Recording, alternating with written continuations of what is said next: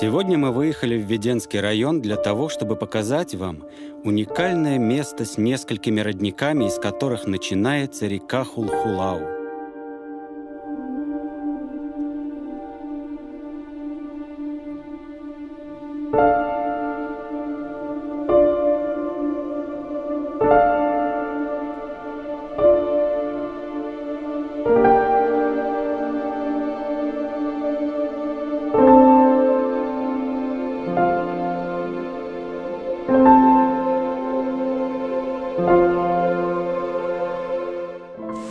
А вот это, уважаемые товарищи телезрители, хвощ. Это древнейшее растение на нашей планете Земля. Это растение росло еще тогда, когда по земле ходили динозавры. Вот этим хвощом еще моя прабабушка, если его вот так связать, мыла чугунные котлы хвощом. Совершенно замечательное, древнейшее растение. Но экспедиция получилась не к истокам реки, а к истокам детства и юности наших героев.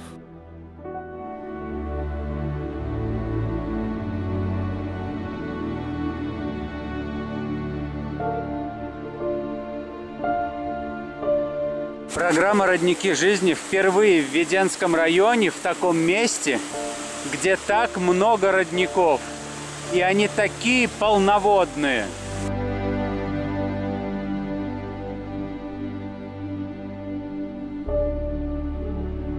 А вот так мы вам уже показывали, как раньше наши старики пили. Да, лопухов здесь много. Прямо срываешь лопух и делаешь вот такую чащу. Класс. Почти до литра воды сходит. Пожалуйста. И вот эти лопухи. Вот, пожалуйста. Вот они лопухи. И вот вода здесь очень минерализирована. Очень много растворенных минералов в ней. Посмотрите, вот этот вот кусок, это вот минералы, которые в воде, накапливаются. Я его отколол прямо на дне ручья.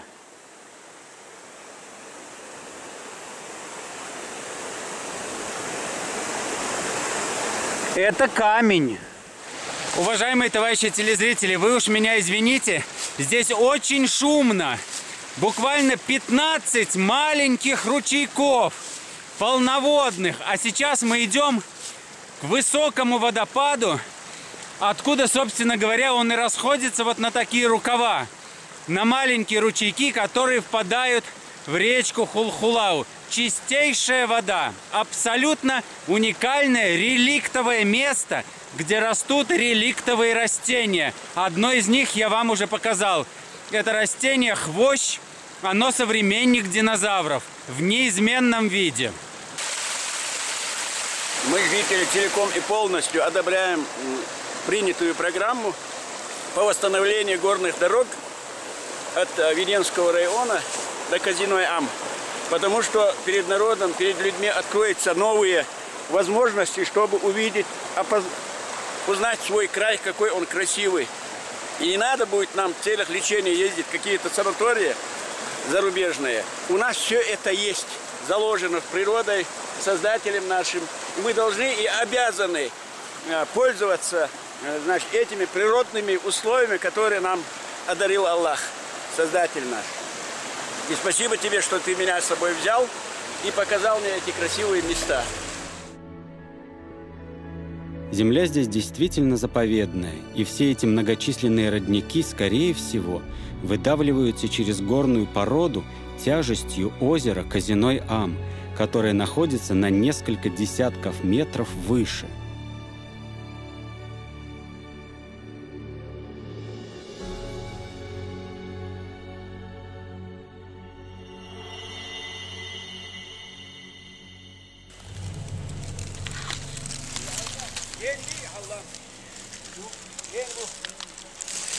Это гриб-трутовик.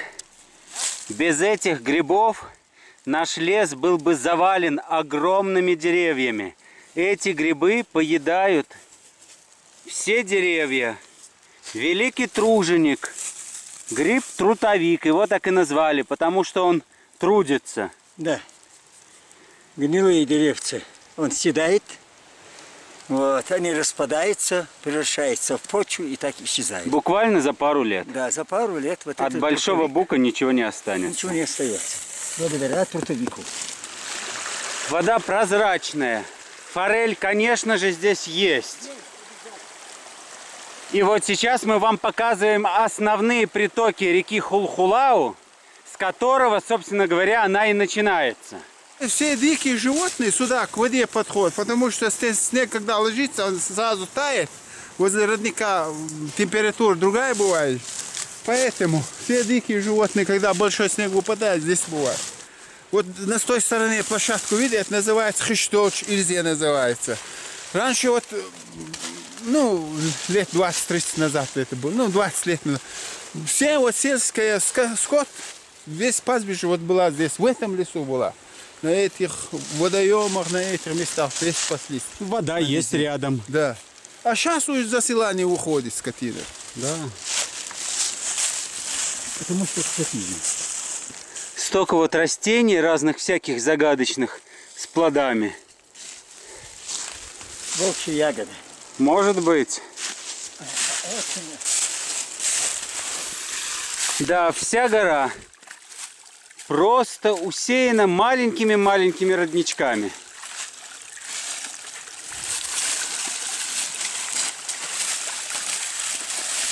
Еще теплое. Адуар. Здесь какой-нибудь медведь или какой-то. Да. Коза и медведь. Да, вот видно. Теплый. Теплый еще. Да. Здесь холодно. Лежал.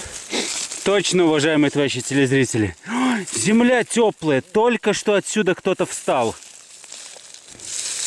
А мы сейчас по запаху понюхаем. Ну, кабаном не пахнет. Кабаном не пахнет. Скорее всего, мишка. Медведь, да? Небольшой такой муравейник, мишка. Да. Коричневый. Можно сказать коричневый. И вот, уважаемые товарищи телезрители, вы можете видеть, вот примятое пятно такое, светлое пятно. Здесь тоже только что лежал мишка. И вот еще одно. Вы заметите, что листья примяты. Здесь вот они темные, а здесь они примятые, светлые. И это пятно теплое. Только что мы вспугнули семейство медведей.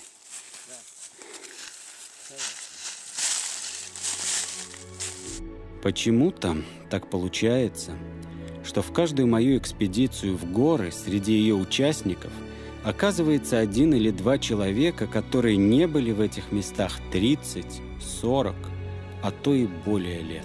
Ну, на ту сторону сейчас ущелье будет, маленькая такая ущелье, там находится такая лечебная, ну, называлась Дарбанхи это раньше. Белая вода Дарбанхи называлась. Вот тут, да, туда идем сейчас. Она И там- впадает в Хулхулау. Да, попадает в Хулхулау, Да. да. Все реки, Все. которые идут от Андийского Кайсу, сливаются в Хулхулау. То есть Хулхулау тоже считается лечебной, раз в нее впадают Какие лечебные? проценты попадают туда тоже, ну.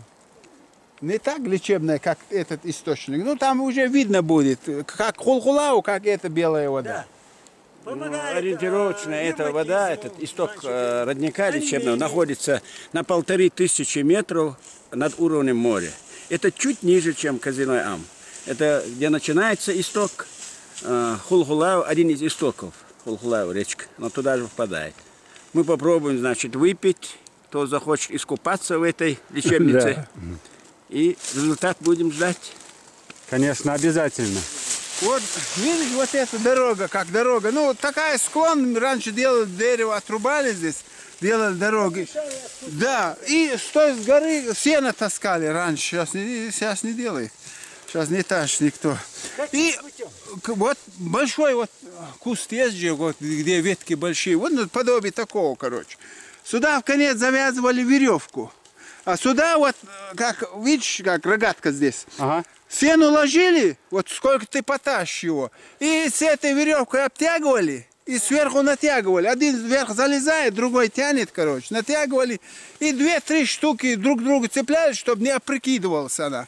И спускали. Целую автомашину мог один человек один спустить. человек одну машину таскать Одну машину, мог по значит, снежной дороге. Где-то 1,5 тонны сена мог спустить на низменность. Это отсюда. еще было на вашей памяти? Это на нашей памяти. на Мы сами нашей это в этом деле детьми были, участвовали, таскали сено.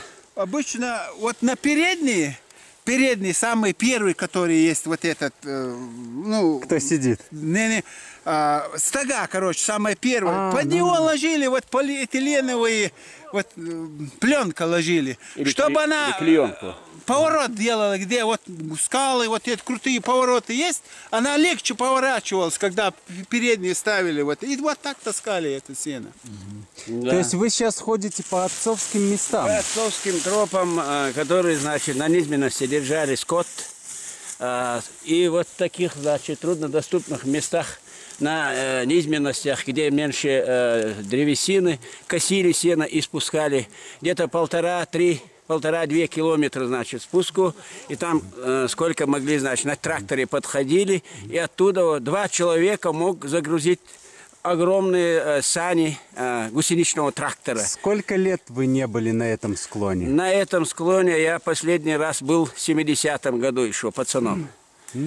Это уже прошло 34 года. Даже 44 года. 44 года прошло. И первый раз я на этом месте. И сегодня я пришел сюда, чтобы увидеть вот этот лечебный, вновь ощутить свою молодость, как прежде, искупаться, значит, попить этой воды и почувствовать те времена хорошие, которые я здесь жил и находился. Для человека это важно? Конечно, важно. Если для животных, рыба, звери возвращаются на те места, где они появились на свет, как может природа отделить человека? Конечно, где он родился, где он вырос, это прежде всего человека вдохновляет на дальнейшую жизнь. Это периодически каждому человеку надо возвращаться к прошлому и почувствовать прошлое на своей шкуре. И пройти заново, пережить все, что ты пережил. Я думаю, для того, чтобы душа очистилась. Да, и душа очищается, и вдохновление на дальнейшие дела, общение с людьми. И просто становишься чище, попадая в эти места, духовно и физически. Но продолжим наш путь. Продолжим.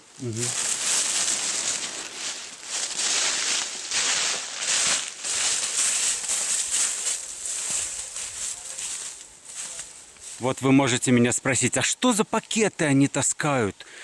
По горе идут, тащат пакеты.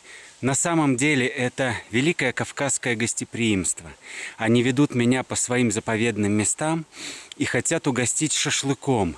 Там мясо, хлеб, лепешка.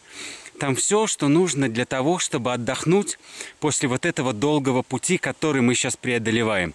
К сожалению, сейчас нас накроет туман и, возможно, пойдет дождь, но это не испортит нашего вдохновленного состояния такого. Буковый лес оказался живым. Повсюду в тумане слышался шорох листьев, треск случайно задетых веток и нескончаемый шум целебной воды. А еще в Грозном многие люди мне говорят: ну, Чечня же маленькая, туда-сюда и все. Зашли бы они в этот буковый лес, в эти горы, я бы послушал, что бы они после этого сказали. Чечня огромная, красивая и абсолютно нехоженная. Грозный – это еще не вся Чечня. Чечня – это буковые леса, это березовые рощи, это родники, это скальники, это потрясающей красоты природа. Я уже слышу шум воды, довольное лицо Висаита. Представь себе, в Веденском районе 99% не видели эту красоту. Вот. Смотри, какая красота. Мы сейчас поднимемся наверх и дойдем до истоков. Он таким бурным шумом поднимается из-под скал. Да, даже разговаривать сложно, не слышно Да. друг друга. Мы Да. стоим вот близко, я могу руку положить на тебя, Да. а такой шум. А вода, между прочим, целебная. Она называется Белая речка. От ревматизма, от анемии вылечиваются люди. Обязательно поднимемся. Да. И посмотрим истоки. Смотри. Несколько водопадов, да? Ступенчато она падает вниз.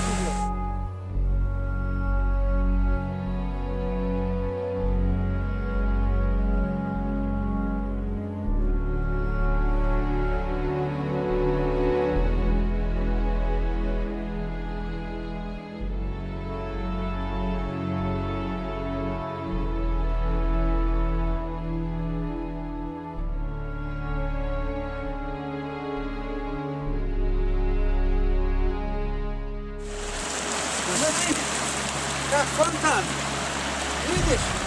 Между скалами она как выходит. Смотри.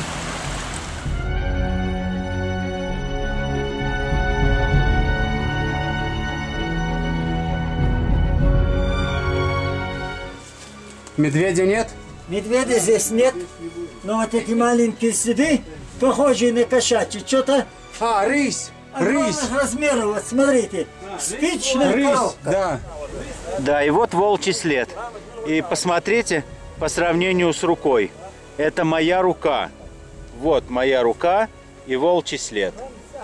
Наша цель была достичь исток родниковой воды лечебной. Цель была, и мы достигли. Метров 15 она из-под скалы выходит. Какой, значит, поток она имеет? 15-20 метров внизу. Мы это снимем. Это очень лечебная вода. Цель моего визита. Я в 70-м году здесь купался. Это 44 года назад. И сегодня я хочу искупаться этой лечебной водой. И благодаря вашей экспедиции мне посчастливилось здесь бывать. Спасибо вам огромное. Мне ребята. тоже очень приятно, что мы чем-то вам смогли помочь. Огромное. И вот посмотрите, какое отличие. Это Белая речка, а это еще один приток Хулхулау. Он черный. Вот белая, вот черная. Большая разница. И форель всегда идет только по этой реке, а в эту речку, с которой мы поднялись, лечебной, никогда не заходит.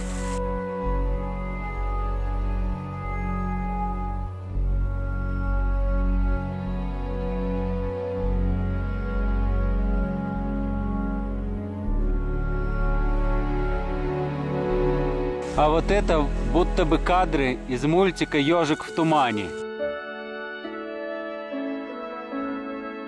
Помните, когда вот так вот?